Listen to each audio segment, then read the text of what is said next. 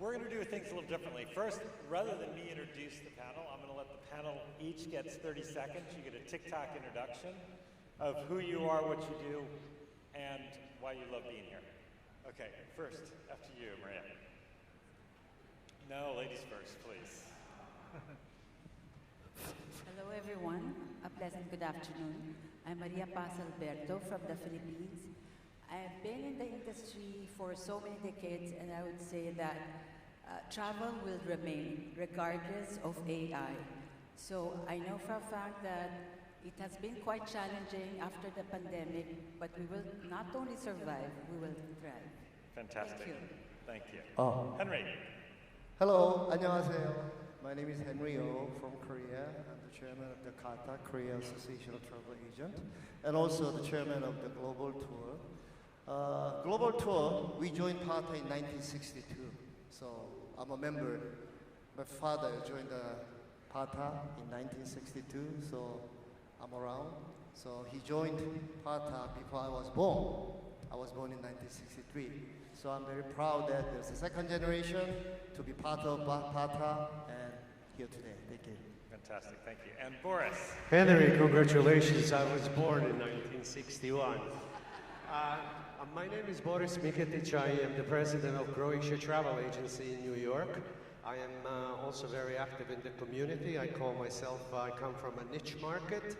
Not only do I sell Croatia travel, actually I don't sell it. It's travel to Croatia, it sells itself, so it's a beautiful country. I host a radio show in New York at 91.5 FM, Saturdays from 10 to 11:30. The radio show is aimed to bring news to the Croatian community in the tri-state area. I'm also a certified translator and a notary public in the state of New York. I graduated from law school in Croatia and then came to the United States. That's it. Fantastic, great. Thank you, round of applause for everyone. So what we're going to do is a little different. We're going to do what I consider as a TikTok version of a panel discussion. So I've asked everybody to keep their answers down to less than 60 seconds. So we're going to keep moving, and I think if there's any opportunity for questions, we'd love for you to either, I don't know if Slido's operational. If not, I used to be a teacher, you can raise your hand. And I think we can do old school from that perspective too. So let's first just set the scene for the idea of AI and what's happening. And I think that term AI has just been used and overabused that we don't know what it is. Is it actually an extension of machine learning? Is it generative AI? Will it take our jobs? I heard someone say the other day 20 million jobs will be eliminated, and I'm convinced that's absolutely true, but 30 million jobs will be created because we have something new and exciting. And, you know, I remember, I'm old enough, well, I'm seasoned enough to remember when people would say, trust me, nobody's gonna buy travel off the internet. It's just not gonna happen. Well, needless to say, that's changed. I think we're at that next generational shift with technology, and the question is, how will it affect personal lives? How will it affect business? And what we're gonna talk about today is, how will it affect the businesses that work in the travel industry? Because I think what we've seen over the last few years, we went from, especially after COVID, we went from people in the travel business to now the people who are remaining are the people in the business of travel. And it's a different philosophy and it's a different way of looking at things. So we're going to talk a little about B2C AI, and then we'll also talk about B2B. And I think just to set the tone too, I'm sure you've heard it too, people saying, oh, I've tried AI.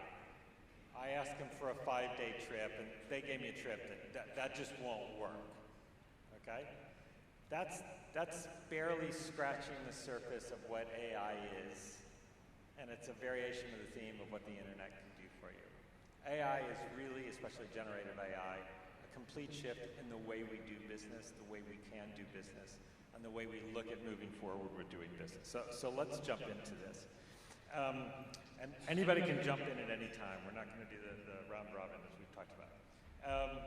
They say 85% of travel agencies say that AI is going to reshape the industry, and what you do. How do you think it'll impact your day-to-day agency lives, or the agencies that you represent? I'm going to jump with Henry first to start it off. As of today, in Korea, we have about 20,000 travel agencies in Korea, but none of them are using AI yet. So it's a beginning, and we talk about it, but we don't know what it is. We don't know how to use. We are in the cloud. We know people are talking about every day. It's a new technology we have to rely on, but we don't know how. So in Korean travel agencies, we know in the future it will impact our business just like the internet did, but we don't know. So we are slowly preparing how to adapt this new system to our industry and to travel agencies. Okay. It's an interesting point about people not knowing, because I would suggest that we're all using AI right now. We don't know necessarily that we're using AI, or we're working with companies that are already implementing AI that we don't know. It's because it's behind the scenes. Boris, what about you? Technology has always impacted the businesses, not only the travel business. I actually started in the business learning and writing tickets by hand from OAG. Okay? See how far we have gotten? Lots of my friends, when the GDSs were introduced, they left the business. They couldn't bear it.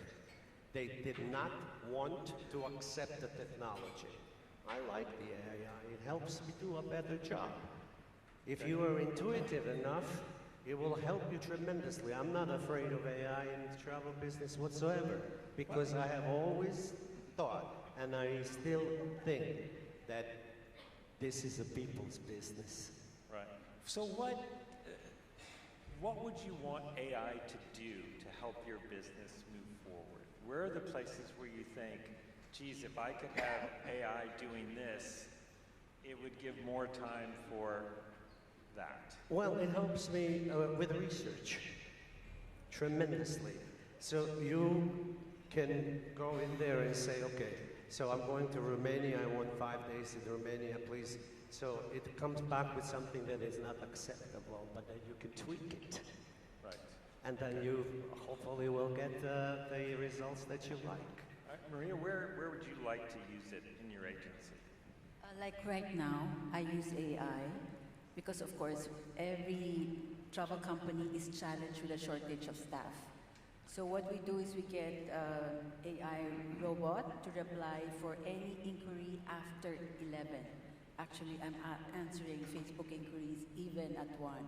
So I'm like the night shift. But it has helped us a lot because what we miss at night, we get to reply to in the morning. And most especially because we come from the Philippines. And Filipinos need visas everywhere.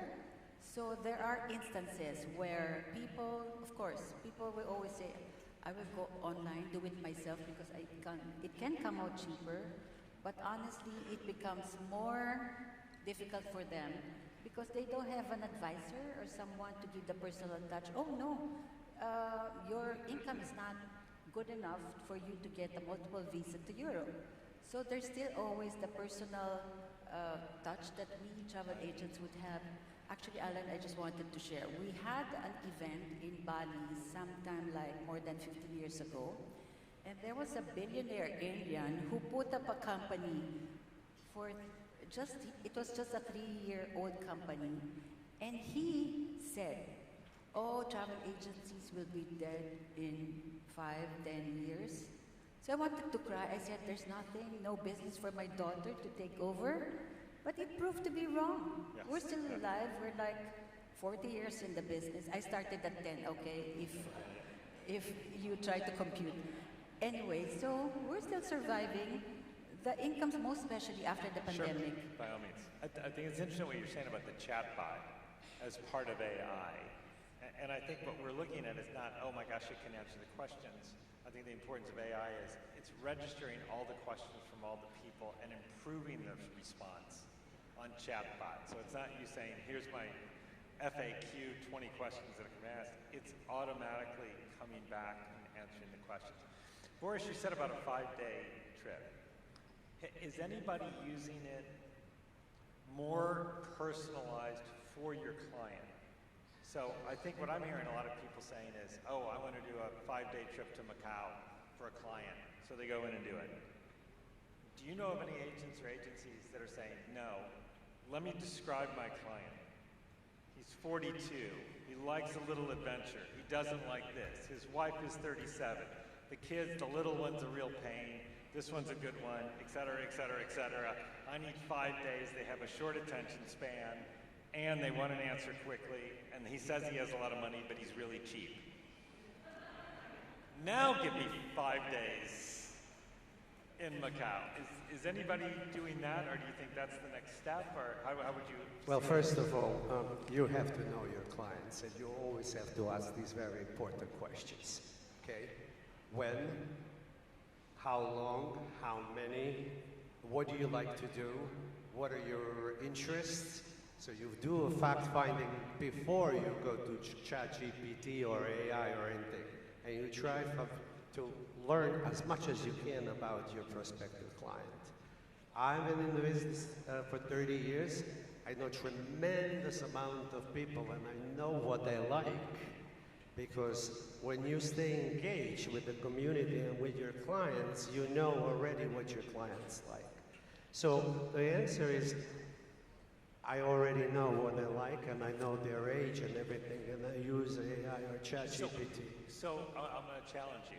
Is there a point where you would take all that information and put it in your computer instead of this computer, put it in that computer, so then AI can really start doing a lot of that preliminary work? So to your point, the first draft of an itinerary is much more in detail than what you would get now from a generic question. I think that definitely this can be tweaked and used as a tool.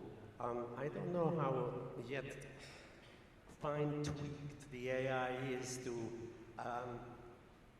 in respects to age and preferences and so on. I think there you probably, I would heavily rely on my own abilities and make sure that I understand the client and not only use AI, but I would call Henry. Let's say my passages are going to Korea, so since I've been to 120 countries, you know your network, you have connections. There is, in my opinion, no AI can substitute the human intuition and human relationships. What else would you want AI to do to help? You know, right now it's an intersection between high tech and high touch, right? Where do you think high tech can work to give your people more time for high touch? Maria. Can I share an example? Just about 2 weeks ago. So I checked with ChatGPT for, I want an itinerary, 10 days, for 8 people with 2 seniors wanting to go from Fatima to Lourdes. Okay, that was very specific. I said, this is for a group of the number who want to go on a Marian pilgrimage. The highlights would be Fatima and Lourdes. Lo and behold, I was so happy because it gave the wrong answer. So which means a tour operator would give a better itinerary, even if they haven't been there, than ChatGPT. So it only proves that it can, give you little pieces of advice, but it will not solve anything or give you the correct information. Yet. Okay. I also think this AI is in the beginning stage. Maybe 10 years later, when we talk about this issue, it will be totally different, because AI will be so much improved, and maybe they can take over all the things. However, as of today, AI can be just one of those tools to give me the advice. And I think you hit a very good point, Henry. AI works on information. The more information it has, the more it can make intelligent decisions and help you. And I think a lot of smart companies are making the investment now to make sure they're giving it all the information they can Because to your point, in 10 years, they want to be 10 years into it, instead of waiting 10 years and then saying, oh, maybe we need to load all our profiles of all our clients in AI so it can work. Let's start doing it now, because the more information it has, the more it can kick out and give it. Knowing that, what if you were going to hire new travel advisors now, what skill sets would you want them to have that you might not have asked 3 years ago about, because you know it's going to progress and get better, and as agency owners, tour operator owners, it's going to save you money. What skill sets do you think you would want them to have now that you would hire? I need to hire staff, the young staff who knows how to handle those AI techniques, because grandpa like me, I don't know how to do it. So it's so different criteria that when we select the staff maybe 15 years ago for my company, that we interview them, we know their personality, which university they graduate from, and whatever. But nowadays, I have to rely on their really skills on these computers and the AIs and so Excel. I mean, something that when I interview, it doesn't exist. Right. It was not the question they asked me. Do you know how to do the Word system, the Excel system? Because not exist at the time. But now, you have to know. So that's another story of how to select your company staff now. I absolutely agree. I think that the future is in really, really smart, knowledgeable technology people that will be able to use the technology for their benefit. It's important to remember, always remember, that this business doesn't matter how much technology is in the business, it will always stay the people's business. We interact with each other, we know each other, we network with each other, and we have somebody to call to at 3 o'clock in the morning when the passenger is stuck at the airport, and they will call us. I don't know who a ChatGPT be answering the phones. Well, it's interesting you say that, because Maria's doing chatbot, and there will be the point where I think the consumer will say, it's 3 in the morning, my flight just got canceled, what do I do? And as they say, artificial intelligence is very real. That they will be able to give an answer. It might not have the compassion yet to say, really sorry that happened. Now, go to gate 7, do this and this and that. I check the JFK on Singapore Airlines non-stop. You have to check in your own bag. You have to print your own boarding pass. You bring the boarding pass, you scan it on the bag checker, okay? It gives you the bag tag, you put it on. Where are the people? And so I think the same thing applies. So the bag gets lost, right? I have very interesting stories. My travels are amazing. They put human remains into the bags, and then the bag goes to another destination. Who do they call? Who helps them? Is ChatGPT going to be able to call the Zagreb airport and say, hello, listen to me, these bags are lost, please help me, this is very important. Yeah. ChatGPT doesn't do this. Yet. Maria, what would you look to hire? I mean, because I think the thing is we have to look and say, for me to say to the three of you, describe your agency,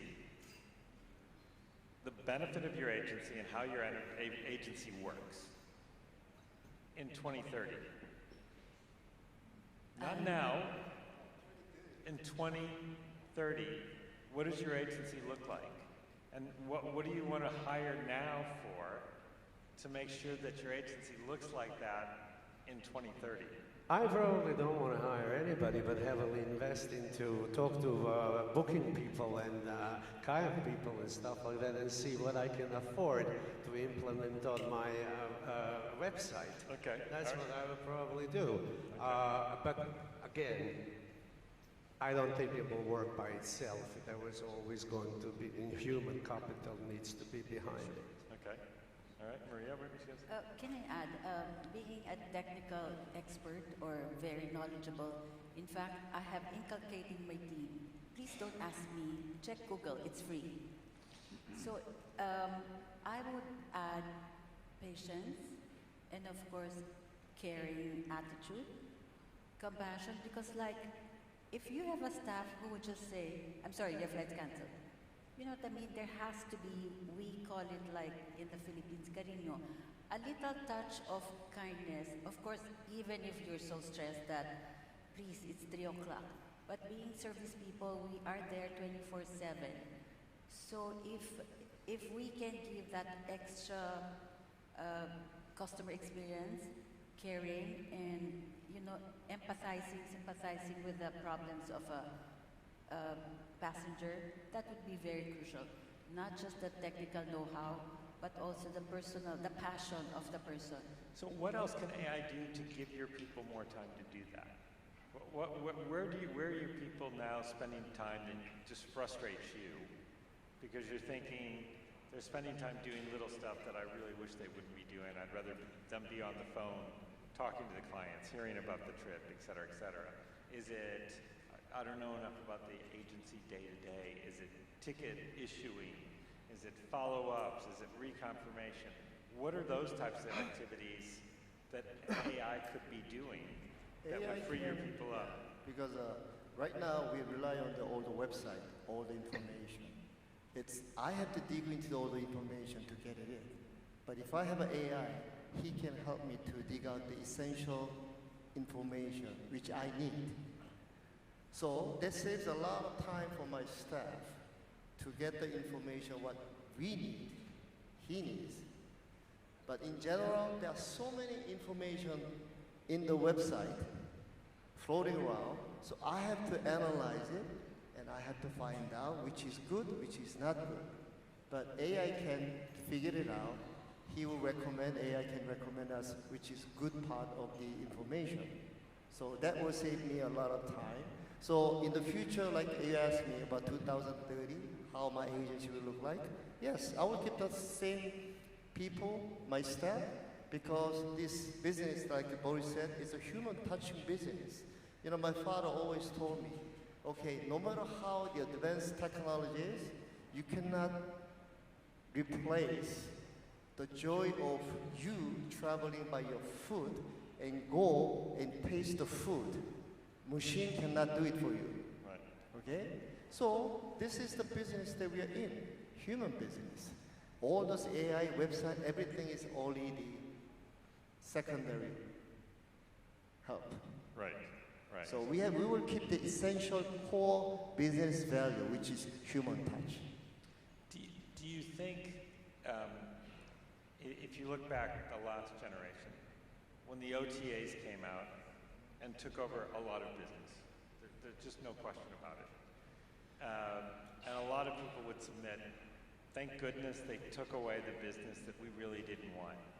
You know, for us to sell a ticket from New York to Boston, you never made money on it anyway. But at first you were like, wait, they can't do that. But now they're also selling the ticket from New York to Hong Kong and all that. What's the risk, and I'm looking at the questions while we ask it, that all of a sudden the OTAs are putting billions into AI to get the human impact, the human effect in there, to the point where, and I've talked to people from Travelocity, that everybody will have their own travel advisor. It'll be Mary. Mary will have a conversation. Mary will ask, Maria, how's your kids? It will be Siri. How are you this? It'll be Siri to the nth degree and say, Mary, I know you loved that restaurant Litoral in Macau that I recommended. I've got the perfect one in Spain. It's by the same owners. Would you like me to make a reservation? Okay? So then, where's the human touch of your people, and has it been taken away? And will the OTAs run away with this because of the money they can do it? I hate to be so scary on this, but. Well, one thing is this. When OTA took over all this business, the mobile phone, okay, all the travel agencies in Korea, we worried because OTA will take up my business. Package tour will be gone. everybody will rely on the food and they can make a reservation by themselves. However, now, JTB also, Korea, KATA tour also, we have a Korea, 30 million people going overseas. However, still the package tour is very hot selling item because young kids, they will do it, right? They know how to use the handphone and make all the reservations when they're 20s, 30s, okay. But once they hit 50 years old, they are lazy. They don't want to bother with this anymore. So they called travel agency. I want to go to Europe for 10 days. Give me the package tour itinerary. So it's an interesting point, and I don't want to do the age game, but I will do the financial situation game. Right now, the biggest growth, at least in the US, with travel advisors, is among the wealthy. Okay? The young, interestingly, and among the wealthy. And the theory is they are money rich but time poor. And they do it. Do you think there's a risk that AI will then push the travel advisor community only to the elites who can afford it, because you're going to have to pay a lot of people a lot of money to be that much better than the bot, than the Siri, et cetera, et cetera? Do you think there's a risk of that? Or is that not a bad idea because it's a better business model for you to only Well, work people with the will have wealthy? to figure out what is more important to them, their time and booking this and researching this, or just calling or sending an email to your travel agent that you've been working with for 30 days, 30 years, who knows you and knows what you like and everything else. And so it is, again, who is going to service all of these bookings that AI and Siri and all of these machines will be making? I think I'm gonna be the progressive one and say it's gonna happen before we know it. Yeah, Maria. I just want to share it again. In the Philippines, the people who are willing to pay for the service fee of an advisor are the middle income. You will be surprised because those people who are rich and very rich will not even give you a $25 service fee. If you're going to charge, this was just recent. So someone was asking me, oh, I wish to go to Canada, I'll use the ETA. I said, ma'am, you cannot use the ETA unless you fly direct to Canada. You have to get a visa. And then she asked me, so how much is the visa? This is a rich lady. Whatever the visa fee is, plus $25, which I really brought down. We don't charge any more than $25. And she said, I'll do it on my own. I said, okay, you can do it on your own, but I will not help you. I was very, very clear on that. She asked me, you're not going to help me? Nope. So if you did, I mean, for $25, what's $25, right, for my time? Anyway, so she said, okay, I'll do it by myself. My experience and with those of my colleagues, it's the middle income, the high middle income, that don't like to make mistakes. They don't mind paying a little service fee for a travel agent, as long as I know these are my requirements, a tour operator that will be on call anytime when we're in that other country. Service-wise, if it's a 3-star, 4, 5, so everything that they need, they're willing to pay for. Right. Okay. Fair enough. Just going on with the idea of where AI can help. We have a lot of tourist offices in the audience.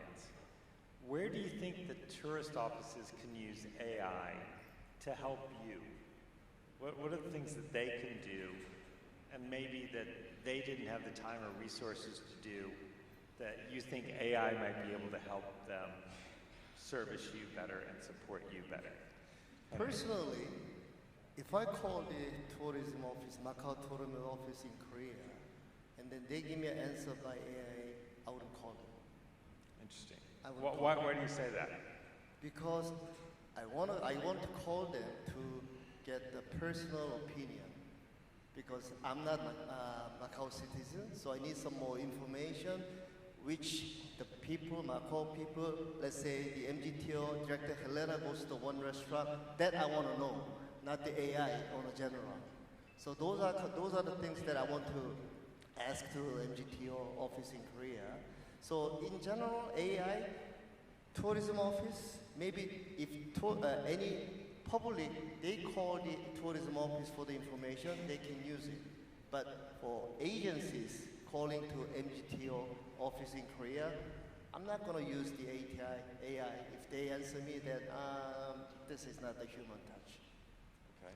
What about you, Maria? With what happened to Dubai recently, you know about that, right? So many groups, many Filipinos were stranded in Dubai for days. So if the tourism offices can assist their national carrier to give information, we're experiencing severe flooding and rains. So it's just going to be AI. You input it and send it to everyone abroad that Dubai will have challenges because the airport is flooded, the roads are flooded. So these are information which you can get from the news, right? So the tourism offices must be very fast in distributing or imparting very important knowledge to the world.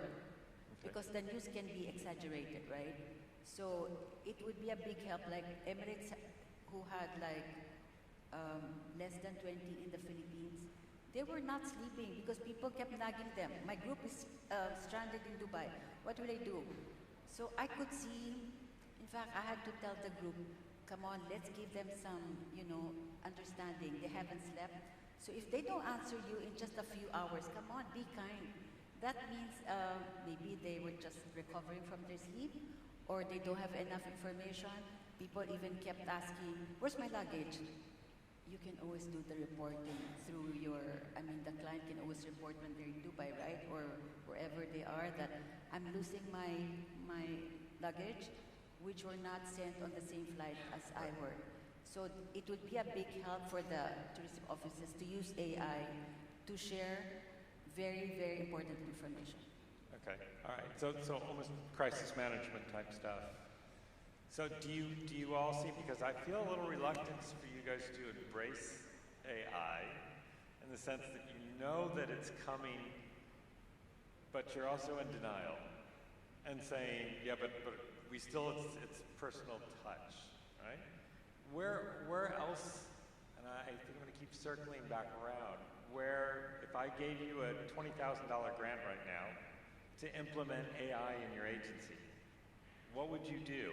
You can give me the money back, but what would you do with that money to say, would it be for crisis management that I needed? Would I need it for chatbot? Because yes, I'd love for my person to call and say, you're stuck and I can do it, but if I've got 500 people out there because I'm scaling, it's not realistic. Some agencies, consolidators in New York already, if you log onto their website, you have a voice search. You don't have to type in anything. So I would invest this $20,000 in something like that, into voice searches without typing and basically technology. Okay, all right. Well, me too. I also put in some advanced technologies for our system. But I think this is the situation that this AI, when you ask me to adapt the system in the system, it depends on the type of business that you're in. If you're travel agencies handling the customers, then you need chatbot and everything. But if your agency is focusing on B2B travel agencies handling the business trips, traveler, yeah. then I don't need a chatbot, and then just focus on the information, collecting the AI recommendation. Okay. I asked about where you'd want the tourist offices. What about suppliers? What about hotels, airlines? What can they do online through AI to help you to make your business more efficient? And you can't say lower prices. That's a hard question, Alan. But to your previous point, the young people, seriously, young people, even my relatives, they called me up and they said, Uncle, can you do better than this? And honestly, I can't, because lots of airfares are web-based, as you all know. They do not appear in GPSs, in GDSs. They don't appear in global distribution systems. So there will always be special contracts, special airlines, introductory airlines, and so on, that will need these human, this kind of distribution. Alan, we are all scared of the future, what it's going to be, okay? But I cannot give up. We have to embrace it and make it work for us. So a lot of you said it's so vital that your travel advisors know the person personally. You know them, you know how they travel.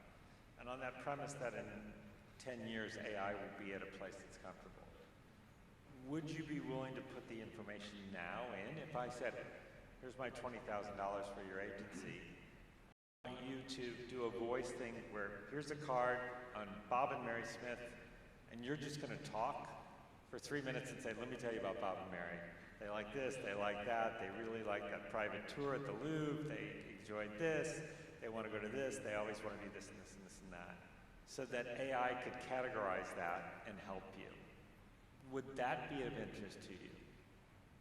Absolutely, yes. Okay, so that's one thing. In other words, if AI could be very user-friendly, and you can go through all your clients and say, okay, this is what it is, and then it starts to kick out the itineraries that you would start to build because it's hearing you, and you understand it.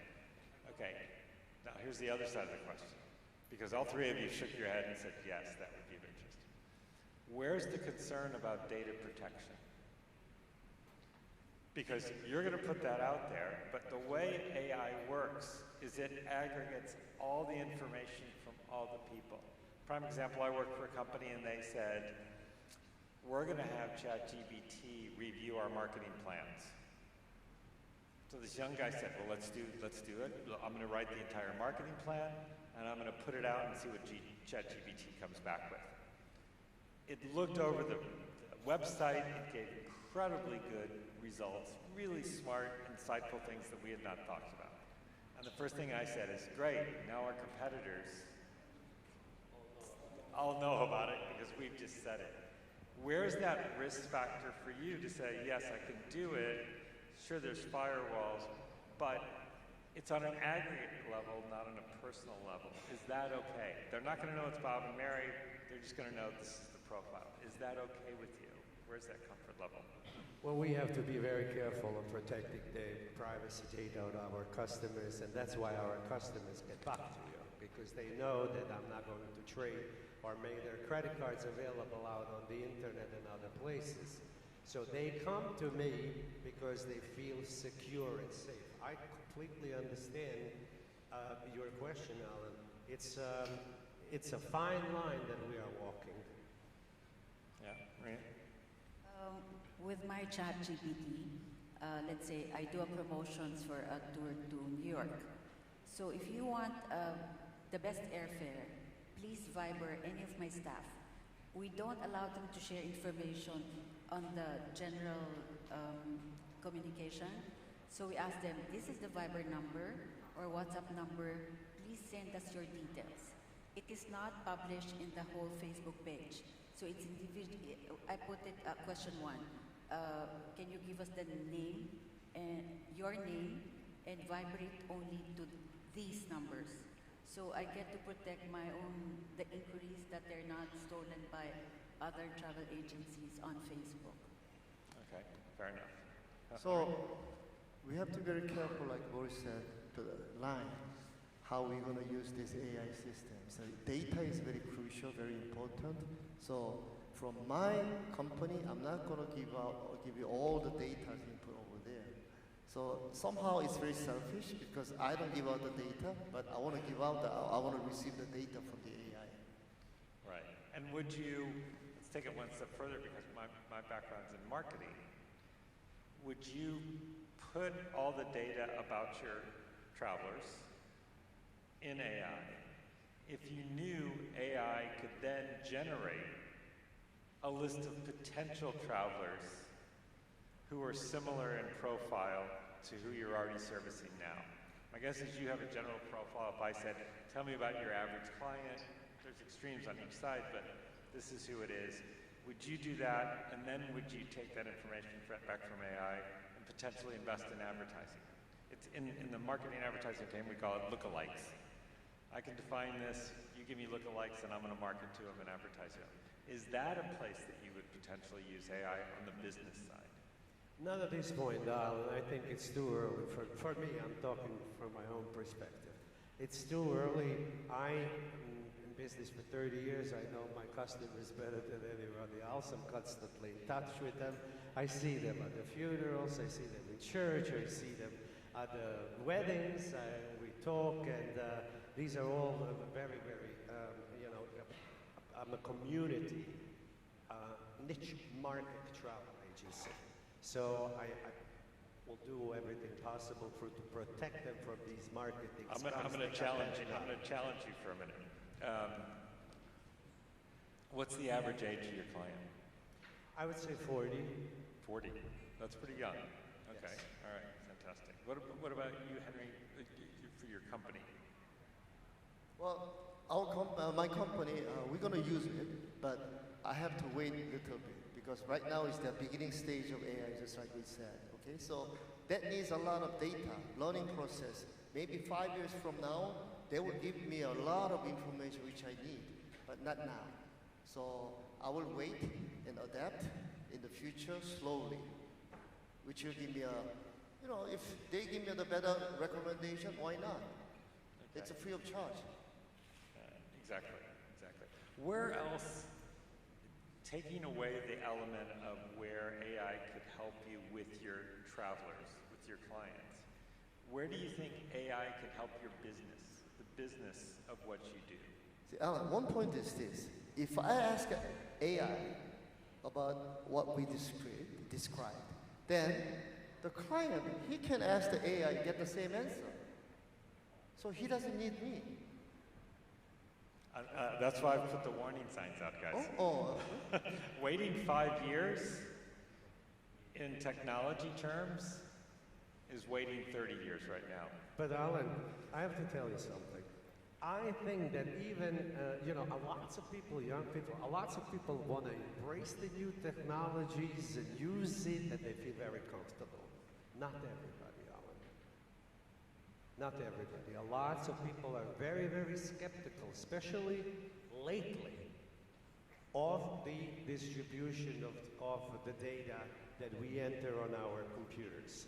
You know very well that if you do a search, JFK Hong Kong, 5, 6, 7 times, you're going to get 7 different prices because the machine remembers that you did these searches already.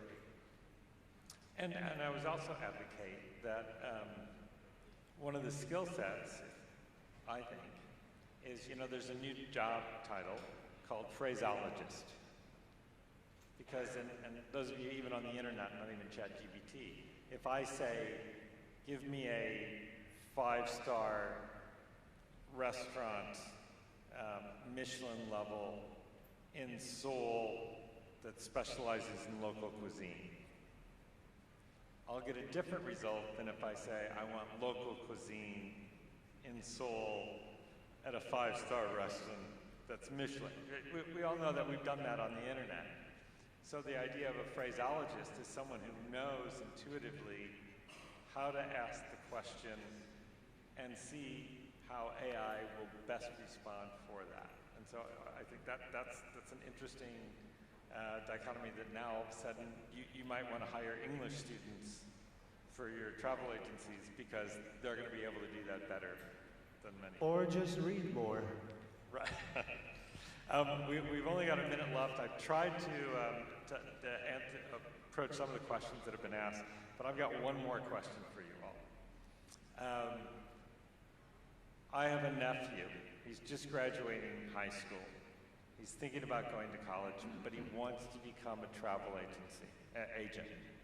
If I sent him to you, what advice would you give him right now? I would give him advice, acquire as much knowledge in different fields, if possible, in any way, shape, or form. Okay. If we just had a horrible corona epidemic, right? If we think that this is the last thing that is going to happen to us, we're fools. There are many more challenges coming up in the future. Okay. I I would tell them to do what I have done. Diversify. Okay, Tremendously. fair enough. Okay, great. Maria? Become the best in many fields. Okay, Maria, what would you tell him if he wants to become a travel agent? I would tell him or her, you don't need to study tourism to be a very good, efficient travel agent. I'm actually a doctor of philosophy. I took psychology, but I never got to practice it. But I wanted to be in travel, so it complemented each other. Tourism is not the all-it course for anyone who wants to get into tourism. Okay, fair enough. And Henry? I will ask young kids who comment on the future about this tourism. I'll say, tourism will go forever. So this tourism business will last forever. Don't worry about that. My business will be gone, no matter how the technology will advance. So be yourself, and then the benefit of this travel agent is you have meet a lot of people. You can meet a lot of people. As always, you can travel all over the world when you are young, and you will make a lot of friends, which is good for you. That's fun. It reminds me of a quick story I'll leave you with. A friend of mine got into the travel industry, and on the first day, his boss sat him down and said, I'm going to teach you the most important thing about working in the tourism industry. Young kid sits up straight back, says, what is it? He says, if you work in tourism, chances are you're never going to be a millionaire. But every once in a while, you'll live like one. And with that, I say thank you. There's a million of pieces of advice. Really appreciate it. And we'll check back with you in 5 years to see how you embraced AI. Thank you. Thank you, everyone.